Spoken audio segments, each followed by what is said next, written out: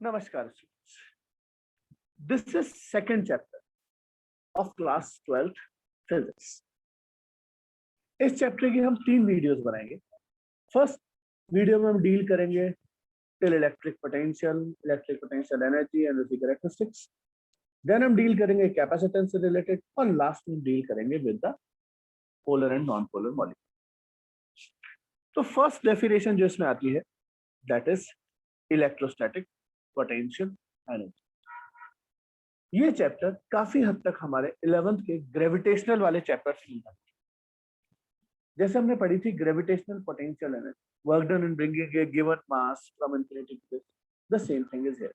यहाँ एक चार्ज दिया हुआ है Q, जिससे r डिस्टेंस पर एक पॉइंट है P. इन्फिनिटी पर एक टेस्ट चार्ज रखा हुआ है प्लस Q0. ये वाला चार्ज इनफाइनाइट में तो फोर्स नहीं लगाएगा, लेकिन जैसे जैसे पास आते जाएंगे उसको रिपेल करेगा. तो अगेंस्ट रिपल्शन मैं इसको यहां से यहां तक लेके आता हूं. तो इस पूरे प्रोसेस में जो वर्क डन करना पड़ता है that is known as electrostatic potential energy. Electrostatic potential energy of charge Q at a distance r is defined as work done in bringing a given charge from infinity to the distance r, yet infinity to the point. अब आप कहते हैं sir infinity से point B तक कैसे लेके आए? तो रास्ते में एक वेरिएबल पॉइंट मान, हमने एक पॉइंट मान लिया ए, वेरिएबल आर्बिट्री कुछ भी बोल, such that this distance is x, x is a variable.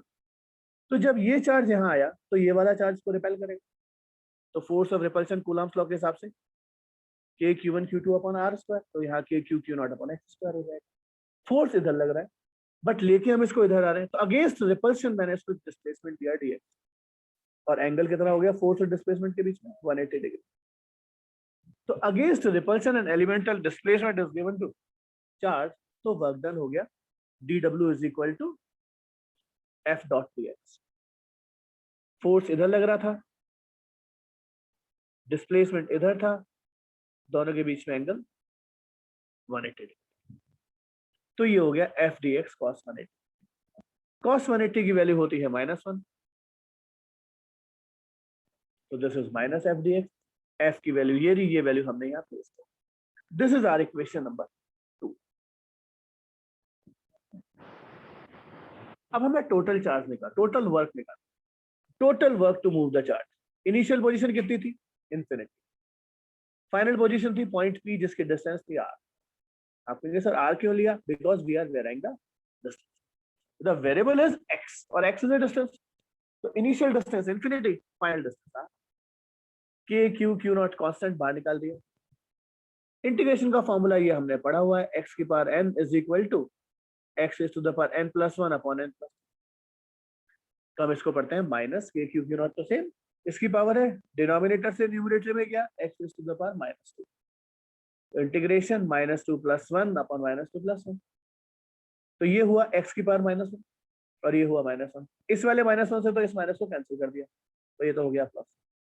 और x की पावर -1 को लिख दिया 1 upon x, upper limit minus lower limit. 1 upon infinity होता है 0. तो this is the formula for the work. ये फॉर्मूला हमारे पास वर्क डन का है. अब आप कहते हैं सर वर्क डन आपने किया, मतलब जो भी चार्ज को मूव करा रहा है उसने किया. अगर उसने किया तो उसकी कुछ एनर्जी लॉस हुई होगी, तो वो एनर्जी इन दोनों चार्जेस के सिस्टम में, system of these two charges, इसमें स्टोर हो जाती है in the form of electric potential energy. तो U इज इक्वल टू, आप U लिखो, UP लिखो, EPE लिखो, इलेक्ट्रिक पोटेंशियल कुछ भी लिखो, that is k q q0 by r. सबसे इंपॉर्टेंट चीज ध्यान रखना, इस चैप्टर में हम चार्जेस, जो भी साइन का चार्ज है, चाहे प्लस हो चाहे माइनस हो, वी विल कंसीडर इट, हम उस चार्ज को कंसीडर करेंगे. नेक्स्ट हमारे पास आती है इलेक्ट्रोस्टैटिक पोटेंशियल. इन जनरल हम इसको इलेक्ट्रिक पोटेंशियल भी बोल देते हैं. This is V. वापस 11th पे चलता हूँ. Gravitational potential, work done in bringing a unit mass. तो यहाँ पर work done in bringing a unit positive charge. कहां से? वही from infinity to distance r. Q0 को लेके आने में वर्क करना पड़ा W, तो एक चार्ज को लेके आने में कितना काम करना पड़ेगा? W by Q0. तो this is V. V is equal to W by Q. W की वैल्यू ये रही, इसको Q नॉट से डिवाइड करोगे तो Q नॉट से Q nought cancel, V is equal to KQ by R. ये हमारे पास एक फॉर्मूला हो जाता है.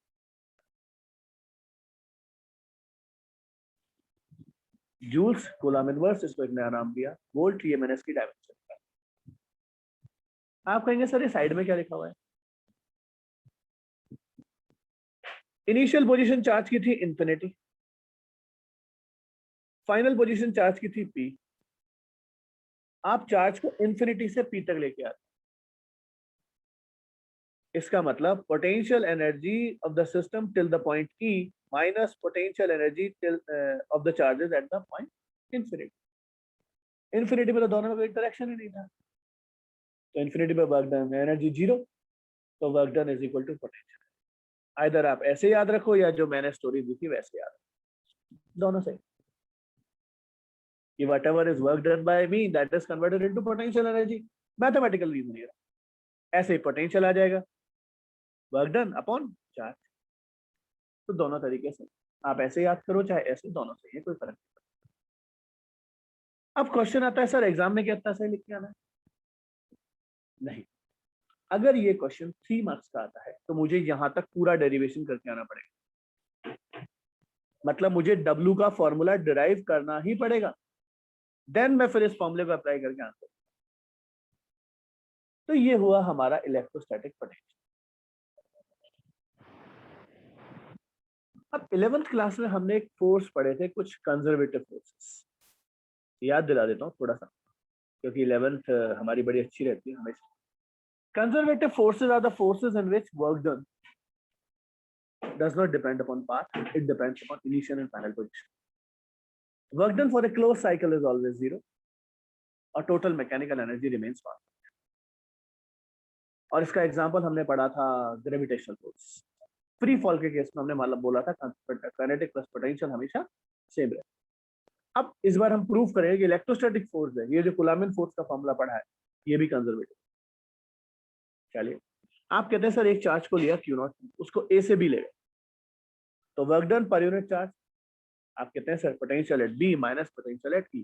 ध्यान रखना A टू B तो A इनिशियल है, B फाइनल है, तो potential energy at B minus potential energy at A, तो डिवाइडेड बाय Q नॉट कर रखा है, तो VB माइनस V है, पोटेंशियल हो गया. वापस लौट के आ गए तो BA क्या हो जाएगा, VA माइनस VB. दोनों को ऐड किया तो ये आ गया 0. तो work done to move a unit positive charge in one complete cycle, A से B गए, वापस B से A आ गए, दिस इज 0. और अगर ये 0 होता है तो प्रूव करता है कि द फोर्स जो कि इलेक्ट्रोस्टैटिक फोर्स था हमारा, वो एक कंजर्वेटिव. तो conservative force is a force in which work done for a close cycle is 0. बाकी दोनों कैरेक्टरिस्टिक्स भी हैं, बट फिलहाल इससे प्रूव हो रहा है तो हमने इससे. Next is electrostatic potential difference. जहां वर्ड डिफरेंस आ जाएगा वहां दो चीजें होनी जरूरी है, तभी तो डिफरेंस निकालो. तो इलेक्ट्रोस्टैटिक पोटेंशियल डिफरेंस है किसी भी चार्ज Q का बिटवीन 2 पॉइंट्स. कौन कौन से हैं? A और B. Is equal to work done to move a unit positive charge from one point to another. आप कहते हैं सर A या B पर्टिकुलर क्यों नहीं लिखा? क्योंकि मेरी मर्जी है, मैं उसको A से B लेके जाऊं फिर B से A लेके, वो तो क्वेश्चन में डिपेंड करेगा.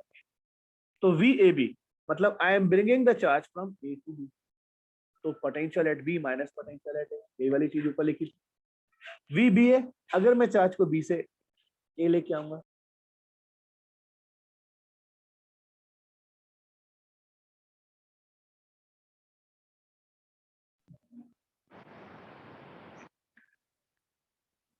अब आप कहते हैं सर इन दोनों में डिफरेंस क्या है? What is the difference in these two? देखो, ये एक चार्ज पॉजिटिव है, ये एक पॉइंट है A, ये एक पॉइंट है B.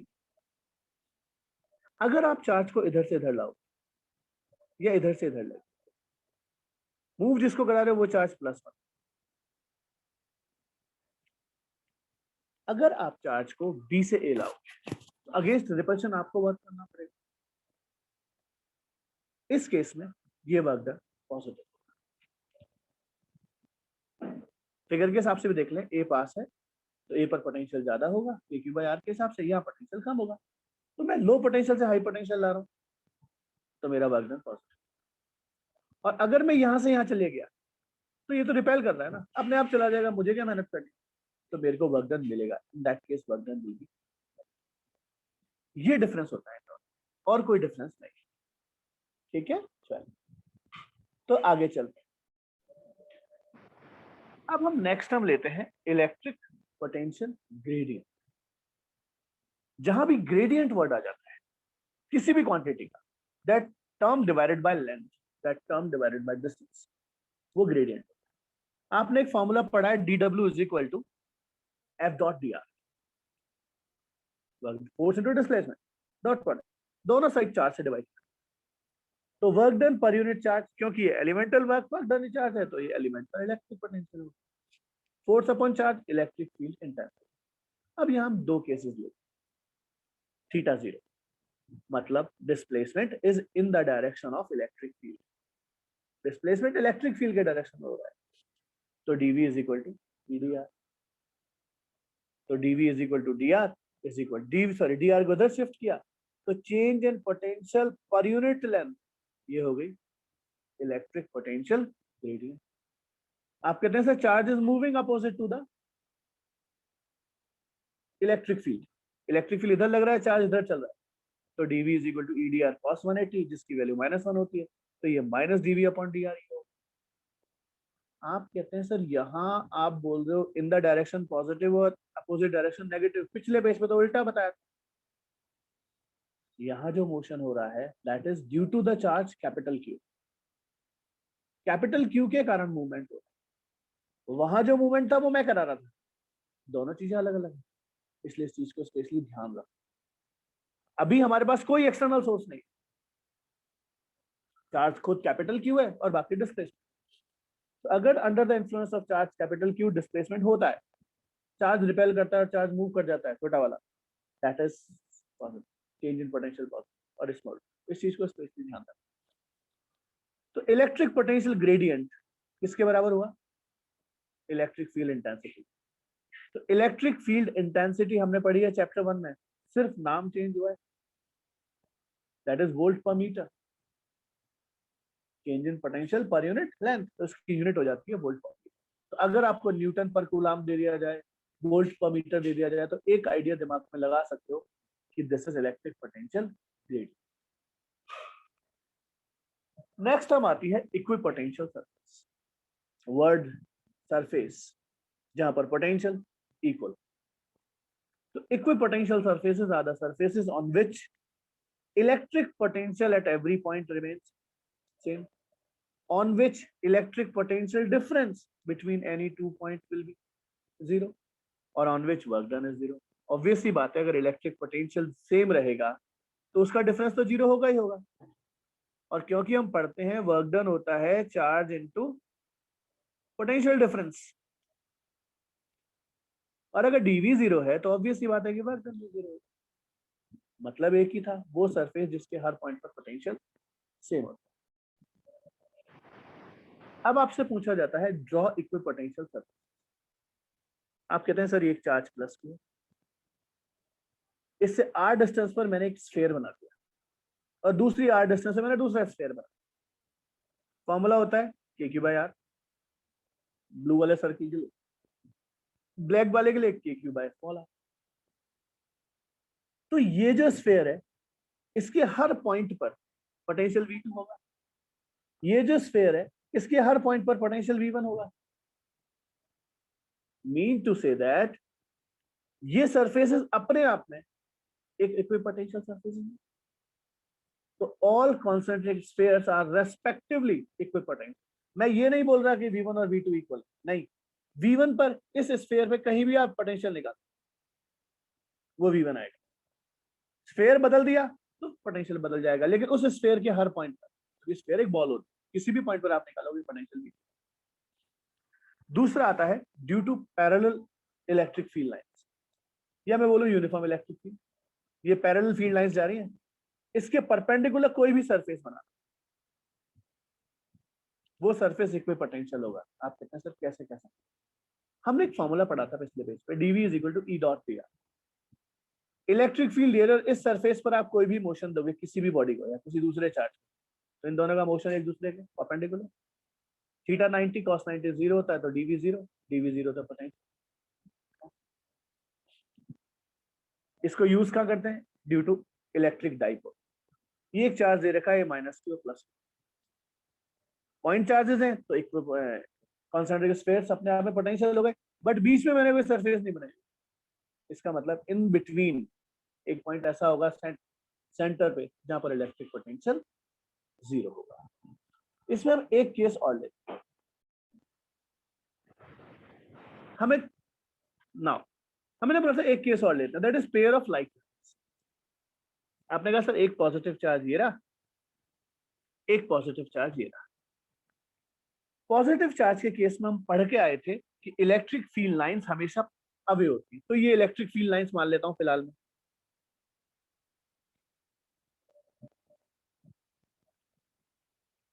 और ये भी पढ़ के आए थे कि electric field lines are perpendicular to the surface of the charge, तो ये इलेक्ट्रिक फील्ड लाइंस आ गई। आपने एक स्फीयर बनाया, ये स्फीयर इन इलेक्ट्रिक फील्ड लाइंस के परपेंडिकुलर।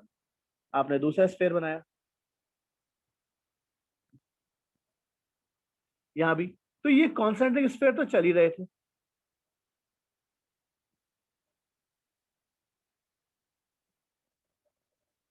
बट जैसे जैसे हम इनके बीच में आते जाते हैं, इन दोनों के पोटेंशियल ऐड होते जाते हैं, क्योंकि दोनों पॉजिटिव है। अब पोटेंशियल स्केलर क्वांटिटी ऐड होगा। आप कहते हैं सर रिजल्टेंट पोटेंशियल ऐड होगा तो वैल्यू बढ़ेगी, वैल्यू बढ़ेगी तो रेडियस थोड़ी सी कम हो जाएगी। मतलब यहाँ तो सिमेट्री रहती है, यहाँ तो रेडियस सेम रहती है, लेकिन इस साइड थोड़ी सी रेडियस कम कर दो। ये सेम है रेडियस आपकी, इस पर थोड़ी सी रेडियस कम कर देते हैं, मतलब प्रॉपर स्फीयर नहीं बना। और ऐड होते होते लास्ट स्टेप आती है ये,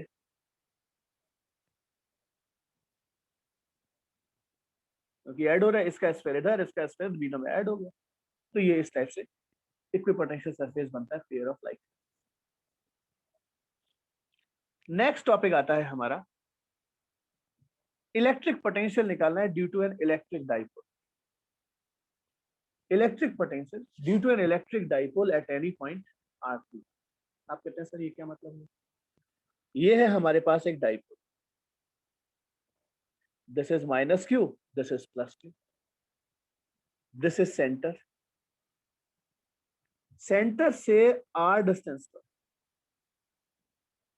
और थीटा एंगल पर एक पॉइंट है P। हम ये मान के चलते हैं कि R is greater than A, R A से थोड़ा सा ज्यादा है, तो इस डाइपोल के कारण इस पॉइंट P पर पोटेंशियल होता है VP is equal to K P cos theta upon R square minus A square cos square theta. P वही है हमारा charge into distance between, scalar है तो हम साइन कन्वेंशन यूज कर रहे हैं, P का कोई साइन नहीं होगा, P Q into 2A mathematically हो जाएगा। तो पोटेंशियल के केस में ये हुआ electric potential due to an electric dipole at any point. अब इसके दो केसेस हो सकते हैं, एक एक्सियल और एक इनर्ट। एक्सियल पे थीटा जीरो, मतलब अगर चार पॉइंट यहीं पर हो तो थीटा जीरो, तो K P upon R square minus A square हो जाएगा। इनर्ट पे थीटा इनर्ट पे तो कॉस 90 जीरो होगा। एक तरीका तो चेक करने का ये रहा, एक्सियल पर हो जाएगा potential K P upon R square minus A square, और इनर्ट पर हो जाएगा जीरो। दो तरीके हैं सॉल्व करने, या तो इसको डिराइव करो पूरा और फिर इनकी वैल्यूज डालो, या इन दोनों को अलग अलग डिराइव करो। तो मैं इन दोनों को अलग अलग derive,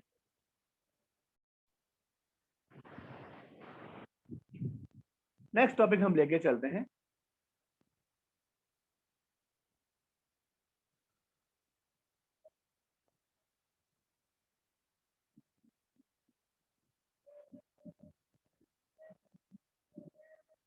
electric potential due to electric dipole at any point on axial line. एक डाइपोल है ए बी, इसमें दो चार्जेस हैं -q एंड +2 बीच में डिस्टेंस 2 है।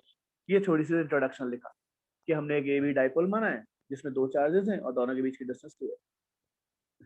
इसी लाइन को आगे प्रोड्यूस किया और सेंटर से r डिस्टेंस पर एक पॉइंट माना है जिस पॉइंट P पर हमको पोटेंशियल कैलकुलेट करना है। ये भी हमने लिख दिया। We have to find electric potential at point P on the axis of the electric dipole such that OP is equal to R. Potential एक स्केलर क्वांटिटी होती है, तो आपने कहा सर पोटेंशियल इसका और इसका दोनों का ऐड कर दो, नेट पोटेंशियल वहां आ जाएगा। वही हमने किया और हमने बोला था इलेक्ट्रिक पोटेंशियल में we will consider the sign of charge. तो जब ए का पोटेंशियल निकालोगे तो K minus Q divided by AP, इसका पोटेंशियल निकालोगे तो KQ divided by BP। Same देख लो, K minus Q divided by AP, K plus Q divided by BP। आप कहते हैं सर ये डिस्टेंस है A और ये पूरी डिस्टेंस है R, तो जब A से P बात करोगे तो A से O और O से P, मतलब A प्लस R S, और BP में यहां तक की डिस्टेंस चाहिए तो इस R में से A माइनस कर दो तो R माइनस। बाकी तो मैथमेटिक्स है, एलसीएम लिया, सॉल्व किया, ये हमारे पास फॉर्मूला है।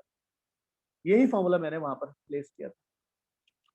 सेम आता है eight any point on the inner axis बोल दो, परपेंडिकुलर बाइसेक्टर बोल दो, इक्वेटोरियल एक्सिस बोल दो, व्हाटएवर जो भी आप नाम देते हैं। ये माइनस क्यू, ये plus Q, A B consist of two charges minus Q plus Q at distance 2a apart. ये वाली कहानी वापस आ जाती है। इसके इनर एक्सिस पर एक पॉइंट P माना है, पॉइंट P सेम, बट यहाँ इनर एक्सिस आ जाएगा। यहाँ मैंने लिखा था axial line on the axis, यहाँ आ जाएगा इनर एक्सिस, बाकी सब कुछ। ये A ये R, इसको L मान लेते हैं। छोटी क्लासेस में पढ़ के आए कि अगर कोई पॉइंट किसी परपेंडिकुलर बाइसेक्टर पे लाई करता है तो दोनों पॉइंट से इक्वल डिस्टेंस पर होता है। तो VP is equal to VA plus VB minus KQ by L plus cut गया 0।